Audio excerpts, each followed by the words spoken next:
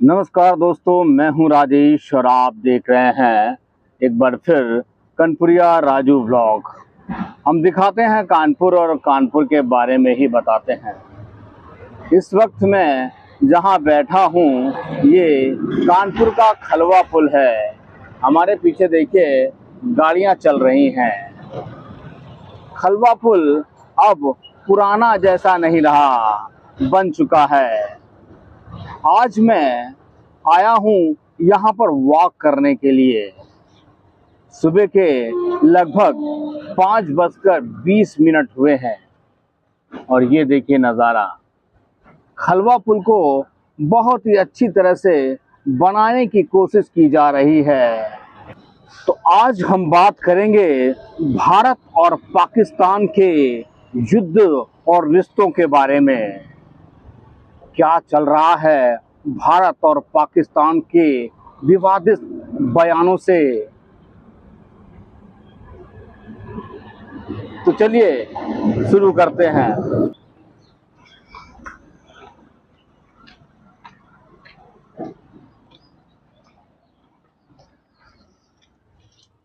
जहां तक कि भारत और पाकिस्तान के विवादित बयानों के बारे में, तो हमें ये नहीं भूलना चाहिए कि हमारे यहाँ आस्तीन के जो सांप हैं वो वर्षों से भारत को दीमक की तरह धीरे धीरे चाट रहे हैं। हमारे यहाँ जो गद्दार हैं वो ही पाकिस्तान से मिलकर भारत को कमज़ोर करने का प्रण ले रहे हैं, ऐसा लगता है।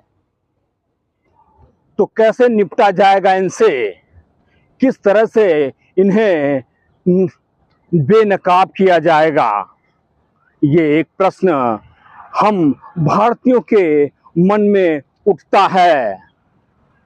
हाल ही में भारत द्वारा कई पाकिस्तानियों को देश छोड़ने के लिए कहा गया था।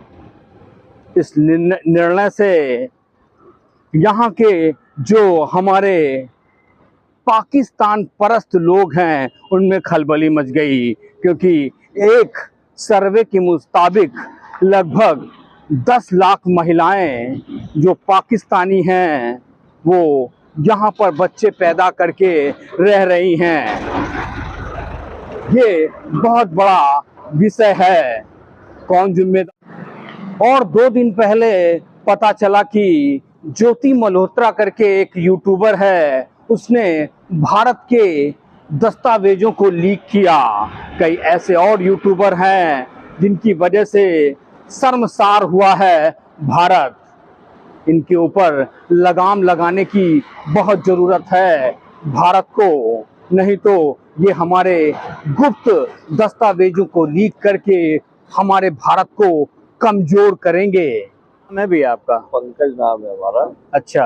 और गलत आदमी की कोई जात नहीं होती है। हाँ हाँ, हिंदू हो या मुसलमान, गलत है। अभी हम जो बात कर रहे हैं कि पाकिस्तान को लीकेज दी है हमारे यूट्यूबर्स ने, यूट्यूबर्स जो हैं और मुस्लिम लोग भी हैं उन्होंने दी है। अब एक हिंदू महिला इन्वॉल्व हुई है भारत को कमजोर करने के लिए। क्या कहना चाहेंगे इसके बारे में भी? पैसे के लालच में किसी भी स्तर पे जुड़ गई है वो। हाँ। और वो कोई हिंदू और मुस्लिम की बात नहीं है। मुस्लिम भी अगर हिंदुस्तान का है, हाँ, अच्छा व्यक्ति है तो अच्छा है। हाँ, कोई भी कौम खराब नहीं होती, आदमी खराब होता है। हाँ। लोगों का क्या संदेश है आपका, क्या कहना चाहेंगे? आम आदमी क्या कहना चाहेगा? सख्त सजा मिलेगी इनको। हाँ, ताकि कानून का भय प्राप्त होगा। हाँ। कानून के दायरे में आने के बाद जब सजाएं मिलेंगी तभी आदमी को भय मिलेगा। अभी तक सजाएं होती नहीं थी, सब बच जाते थे। हाँ, अभी सब ओपन हो रहे हैं तो उनको हाँ। गलत है, सही है।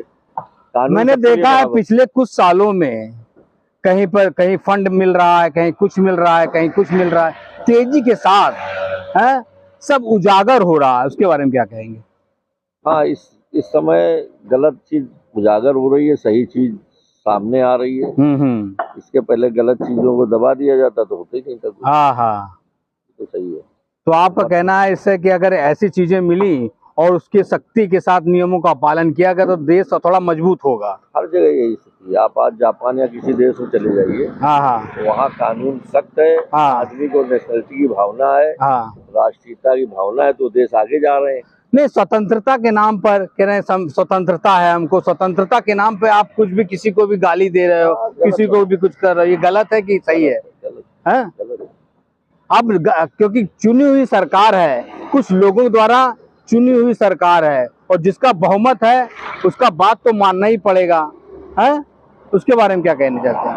नहीं, बहुमत है, लेकिन बात नहीं, जबरदस्ती थोड़ी ना मनवाई जा रही बात। हाँ जो सही है उसको सही कहा जा रहा है, जो गलत है उसको गलत कहा जा रहा है। हाँ तो सरकार है, इसका मतलब थोड़ा डिक्टेटरशिप चल रही है। हाँ। सरकार में जो गलत है वो गलत है, जो सही है वो सही है। ये है कॉमन आदमी जिनका साफ कहना है कि अगर आप गलत हैं तो गलत बात होगी, और अगर आप सही हैं तो सही होगी।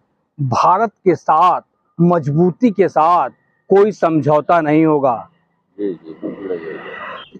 हमारे साथ भैया हैं जो मॉर्निंग वॉकर हैं, ये देखिए कुत्ते को टहलाने रोज लेके आते हैं। भैया, जो ये विवाद चल रहा है भारत पाकिस्तान का है, यहाँ पर जो सीक्रेट अपने हैं, जो डॉक्यूमेंट, सीक्रेट डॉक्यूमेंट है, वो एक आज हिंदू महिला ने लीकेज किया है, उसके विषय में क्या बोलेंगे? कि पैसे के चक्कर बहुत ही गलत किया। अगर पैसे के लिए वो कर रही है, देश से हाँ। गद्दारी कर रही है। हाँ हाँ सबसे बड़ी बात तो देश से गद्दारी है। हाँ हाँ और हमारे सबसे बड़ी समाज की कमी है कि 3.5 लाख फॉलोअर थे उसको। हाँ हाँ हाँ हाँ, सही मतलब बोला। 3.5 लाख फॉलोअर ऐसे आदमी फॉलो कर रहे हैं जिसकी हाँ। अपनी कोई वो नहीं है, पैसे हाँ, के लिए हाँ। बिक गई है। नहीं, एक स्लीपर सेल जो है पाकिस्तान का, वो ऐसे लोगों को हमारे साथ इन्वॉल्व कर रहा है, हिंदू लोगों को भी इन्वॉल्व कर रहा है, जो ऐसे पैसे के लिए बिक जाते हैं। पैसे के लिए बिक जाते हैं। क्या कर सकते हैं हाँ आप? हाँ। भाई तो इस पर क्या करना, सरकार को क्या कर, एक्शन क्या लेना सरकार को इस पर कड़ा एक्शन लेना चाहिए। हाँ हाँ भाई फरवरी में पहलगाम गई थी वो, हाँ हाँ हाँ मार्च में पाकिस्तान गई, हाँ हाँ अप्रैल में कांड हो गया। हाँ हाँ तो आप क्या मान सकते हो हाँ। कि कहीं ना कहीं उसका भी हाथ है स्लीपर सेल की हाँ, तरह हाँ। से?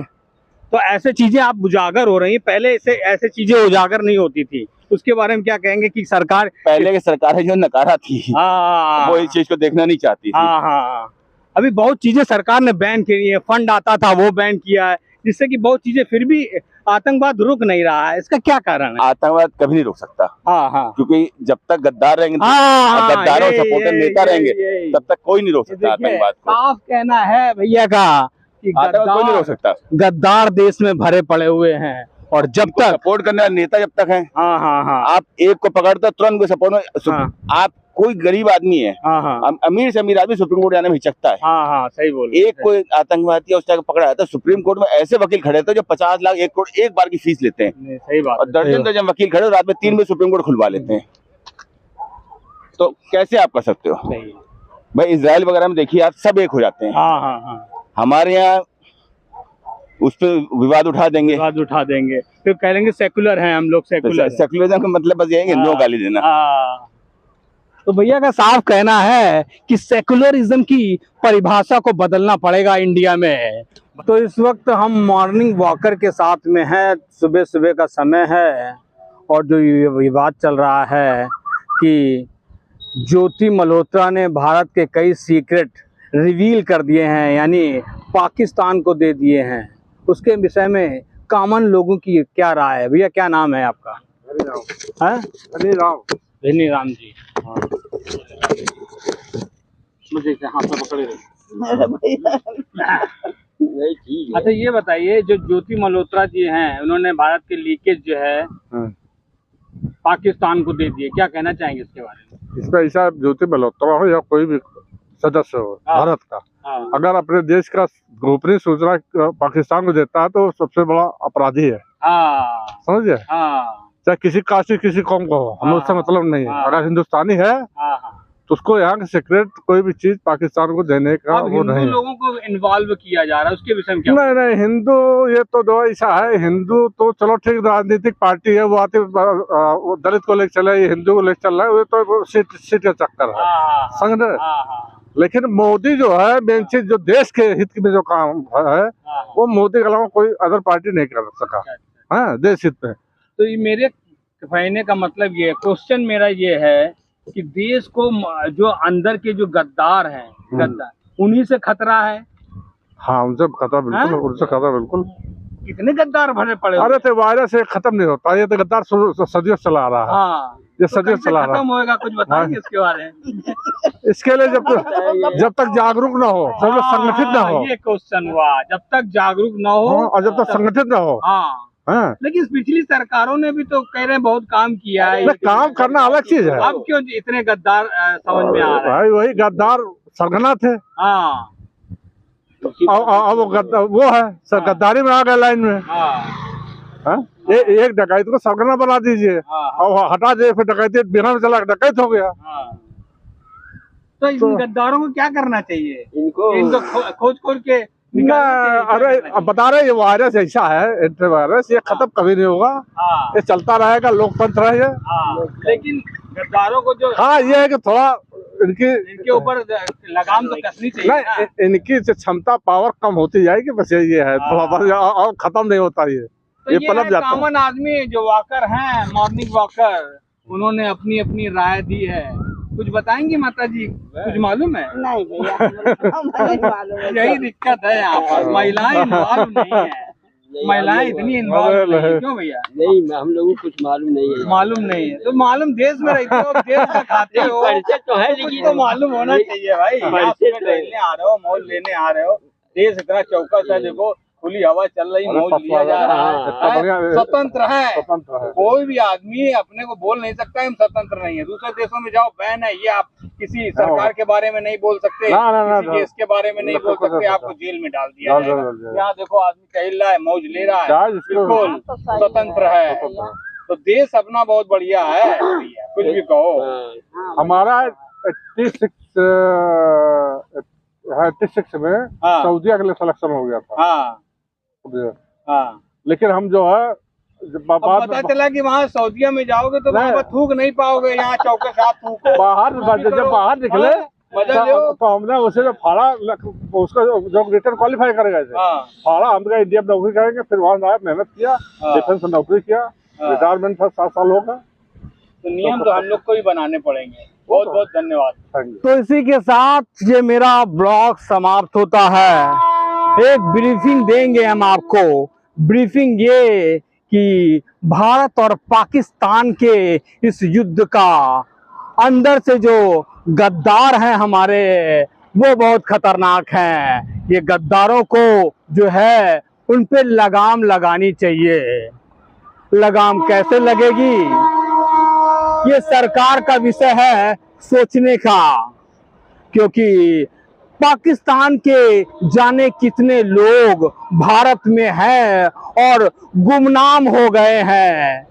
एक सर्वे के मुताबिक कम से कम 1.5 करोड़ लोग गुमनामी के अंधेरे में जी रहे हैं। उन्होंने भारत का वीजा लेकर के भारत में ही रह रहे हैं। इसके विषय में आपकी क्या राय है, हमें जरूर कमेंट करें। जय हिंद, जय भारत।